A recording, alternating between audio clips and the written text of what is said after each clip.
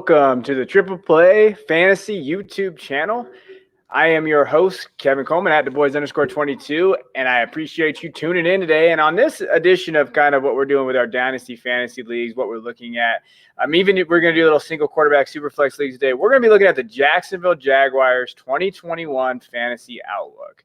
So a lot of news recently with Urban Meyer, everything that's going on there in Jacksonville, and I think that there's a lot of things to kind of cover. So we're going to basically go through Urban Meyer's offense, look at what that is, look at Lawrence. We're going to go through trade values, ADP of all these guys, and just kind of look at who we want to own and kind of just go through these guys in perspective, right? And we're going to look at Mike Clay's projections at the end, kind of what he released today. It's totally free. I definitely take a look at it. It's a great resource. So without, getting into it, let's get into this stuff. So we're looking at Urban Meyer. So let's talk about Urban Meyer first. His last two seasons at Ohio State is going to look at. Now, we know that Darrell Bevell's there, Brian Schottenheimer is there as a passing coordinator, but Urban Meyer is going to run the show. He has too much pride. He wants to dictate this offense. He's going to come out and say that he hired Bevell because he could use what Urban does and kind of transfer a little bit. So it's going to be Urban's show. We just need to be aware of that. Now, let's look at his last 2 years at Ohio State. 2018 was a little bit of an outlier. So they 51 to 49%. But that was the year that they just threw the ball everywhere with Haskins. So that was more of an outlier. They were very one-dimensional, and there was a lot of problems there. 2017 kind of tells the more of the story. So he ran the ball 55% of the time at Ohio State in 2017. And you're going to notice that running the ball is kind of his forte. That's kind of what he likes to do as an offensive perspective, his scheme, what he likes to do at. And so I think that's where we're going to have to go and start looking at, where the value is at with fantasy, with Jacksonville. It's going to be on the rushing side. Okay. Now let's look at these rushes. So running back rushes during Meyer's last two seasons at Ohio State. So rushes per game, 2017, 2018, even though that they didn't have as many, they were running a ton of plays in 2018. So 26 to 31, each of those. And the percentage of total plays, about 35, 38%. So, again, you're going to still see a lot of rushes per game. I think that's going to translate to the NFL.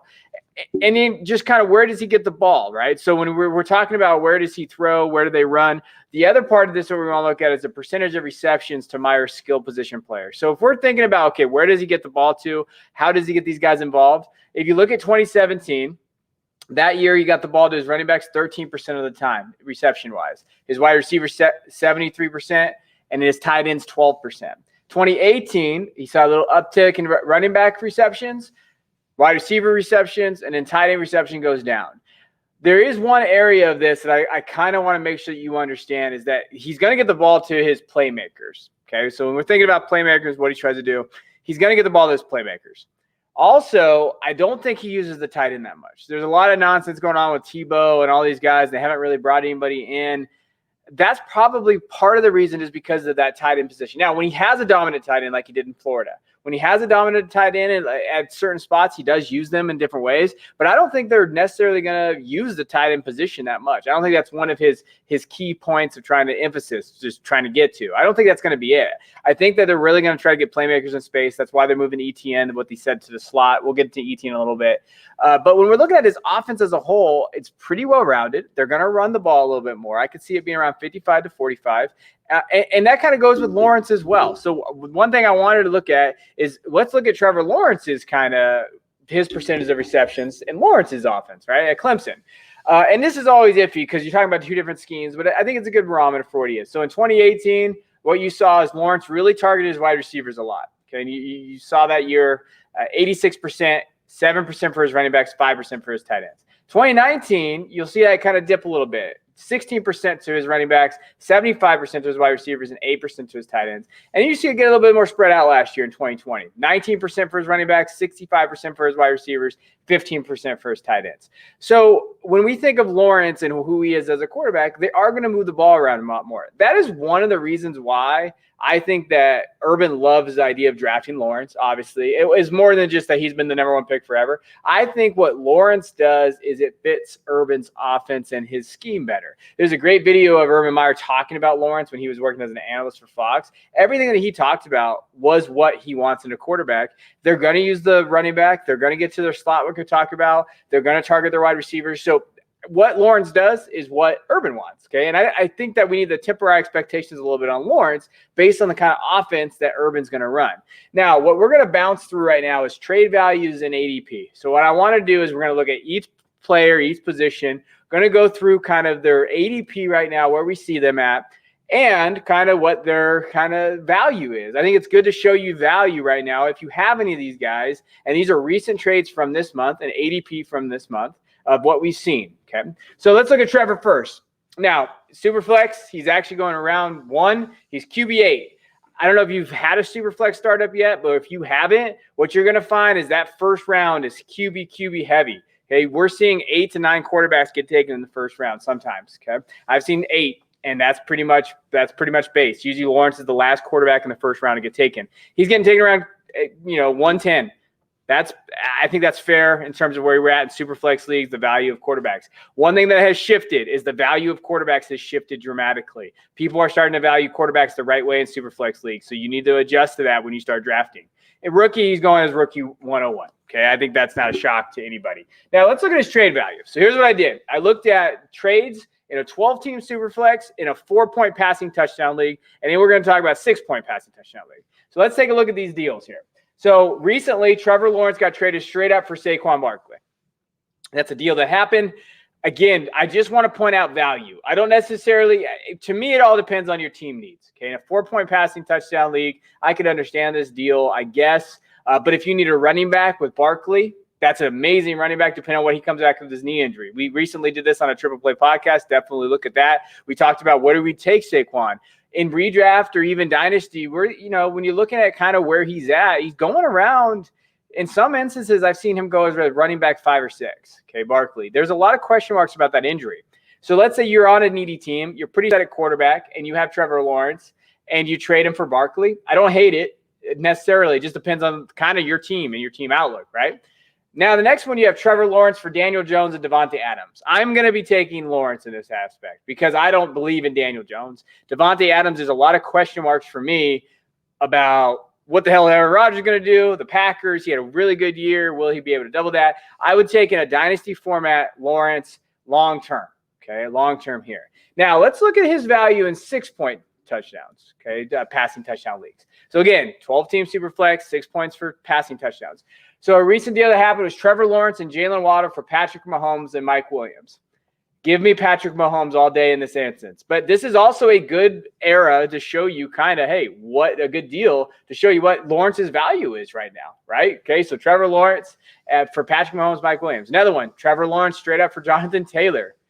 Again, if you need a running back right now and you have Trevor Lawrence, this might be the opportunity to get these guys, okay? You're going to have to trade something special here. If you believe in Lawrence, I understand the talent, but I'm taking Jonathan Taylor and the running back there if I'm set at my quarterback position, if I feel like Lawrence is somebody I can move, all right? And it depends. It just depends on how you value these guys. But I think it's good to show you there, okay? So I think, his value is very high. I think his value will stay pretty high unless he has a catastrophe of a year. So I don't necessarily think you have to move him, but this is just a good to show you for this. Now, the next guy is Travis Etienne. So let's talk about Travis because he's been in the news a little bit, right? Right now in Superflex leagues, he's going as 56, his 56.25 is about his ADP. So we're thinking about when we look at that 4th, 5th round, he's going as running back 19. Okay, so he's going as running back 19 in these leagues. And in rookie drafts, he's going 8.40, so he's going around running back 2. Right. So when we're looking at kind of what he's doing in those 2 leagues and what we're looking at with rookies, that's where he's going there. Now, Etienne, I think there's a lot of misconceptions about where Etienne is and what he is as a runner. I think, personally, and one of my co-hosts on one of the Debbie podcasts I do, the Debbie Royale, we talk about Etienne and Jeff Bell's on there, one of my closest friends, and he's a big Ohio State guy, and he's a big Urban guy. I trust Jeff's opinion. And what Jeff believes is that he drafted Etienne in the Percy Harvin role. So is that what we could see? I think it possibly is. I think that's possibly what we are going to see here. They're going to put him in the slot, move him around. Unlike popular opinion, Etienne is actually not a terrible pass catcher. Like when you watch him, he got better. So I could see him then trying to get the ball. Now, as far as his value goes in redraft leagues, right now in single quarterback redraft or dynasty leagues, he's going around running back 17. So it's about the same kind of ADP that you see. So I don't think he's necessarily a bad option. In super flex leagues, you get him as your running back 2 or 3. I think that's a great dynasty kind of move. As running back 2 in rookies, I don't hate it. Okay, I would rather have him in that spot. So I think he's gonna have value, and I think he's gonna have that. Now let's talk about his trade value. So let's look at this. So in a 12-team Superflex PPR, I'm just gonna use PPR. If you still use standard out there, I'm sorry, but we're moving on to PPR now. We have Travis Etienne for CEH. This is an interesting deal. I think it's very close.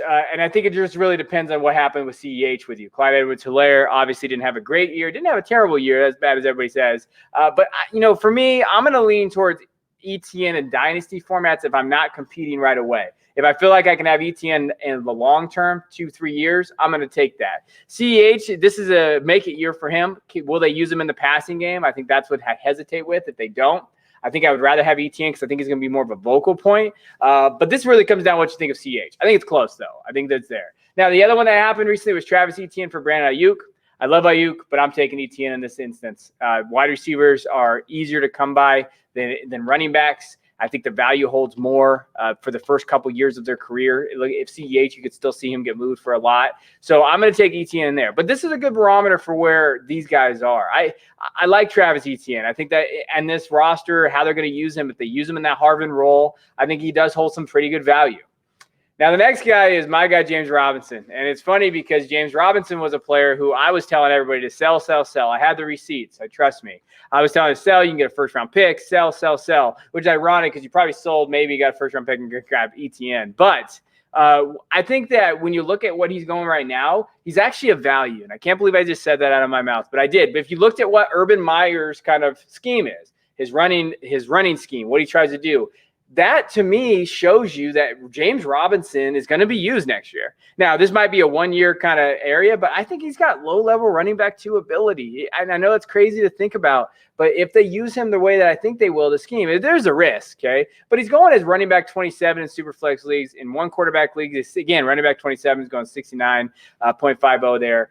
I think it's not a bad risk if you need a running back. He might be the guy that you step up. He could get some goal line action. He's going to score. He's going to get some attempts, and they're going to use both of these guys. I think they're going to inevitably eat into each other's carries. So if one of them doesn't get hurt and they play the whole season together, I think it does limit their upside, but they're not bad plays, especially in I would love Robinson in redraft leagues. In dynasty leagues, I'm trying to hopefully he has a couple good games. Maybe I can ship him for something. Etienne's the dynasty play. But let's look at his value in dynasty leagues. So in 12-team Superflex PPR, he went for a 20-22 second. That's his value. I'm going to tell you all right now. Is 22 seconds about what you're going to get for him. If you're comfortable with that, fine. I would, if I was you guys, try to change that to a 20-23 second. So I'm going to be shooting for the 2023 class over the 2022 class. But that's my preference. That's what I see in the Debbie landscape. He also went for Cooper Kupp and Denzel Mims. So James Robinson went for Cooper Kupp, Denzel Mims. Again, I think it just depends on your preference in your league, but this is a dynasty league. I think I'm going to shoot for the upside on Denzel Mims. I know some people are souring on him a little bit, but I don't necessarily see that. And Cooper Kupp, right? So when we're looking at both of these guys, I'm going to say out of that, but I don't hate it, I guess, if you're trying to get James Robinson, but I just think that his ceiling's limited. So I would worry about giving up Kupp for this. If this was like Denzel Mims in a second, I could see that maybe, or a third, right? And then you just, banking on upside a little bit. But again, I'm going to go to the Kupp side. But this is a good barometer for what we have with Robinson. But again, I cannot stress this enough, everybody out there listening or watching. Both of these guys are just going to eat into each other's kind of production. All right, that's going to definitely happen. So you're really banking on, maybe Robinson can be a low-end flex play every once in a while if I have some injuries. Etienne is definitely going to maybe in PPR formats have more value than in standard or half PPR because he's going to maybe get some catches using that Percy Harvin role. So when we're looking at the running backs, they have value, but they're both eat into each other's value. Okay. Now let's talk about the wide receivers. DJ Chark. All right, let's talk about DJ Chark because I think that when we're mentioning what he did. Now remember, in every metric from targets per game to catch rate to yards per targets to yards after the catch, it went down. So every metric that we've looked at went down since his breakout in 2019. He wasn't very productive as a deep ball receiver, okay? And though that can be kind of blamed on his quarterbacks. Of his 92 targets last season, 31 were deep passes, in which only 11 were deemed catchable. And he caught 10 of those. So when we're thinking of like his targets, he had 31 deep passes, only 11 were catchable, and he caught 10. So he obviously had terrible quarterback play last year, and we saw that. We know they were terrible. But when you look at what Lawrence is going to bring to the table, Lawrence was 22 of 51 on passes of 20-plus yards, leading to 10 touchdowns and a 97.7% grade. Bevel called, and in his offensive coordinator, Darrell Bevel, he called 70 deep throws, 20-plus yards in 2020, and 88 in 2019. So they're going to spread the ball deep. I think that this offense is going to lead to Chark being the number one guy there. And I know everybody loves Shenault, Jones, these other guys, but their offense and their ability to want to throw it deep and Lawrence's ability to get it deep, and I think he's one of the best deep passers in the league already. He was coming out of college. I'm going after Chark. Right now he's going as wide receiver 27 in Superflex leagues, and in one quarterback he's wide receiver 31. Which is weird. I don't necessarily understand that, why it's such a discrepancy there. But what I will say, when you're looking at Chark, Jalen Waddle is being drafted over him. I don't necessarily agree with that. Juju's being drafted over him. Again, this is a guy that can be the wide receiver one option on this team. I don't think I would take him. I would not take. I would take Juju and these guys over. I would take Chark.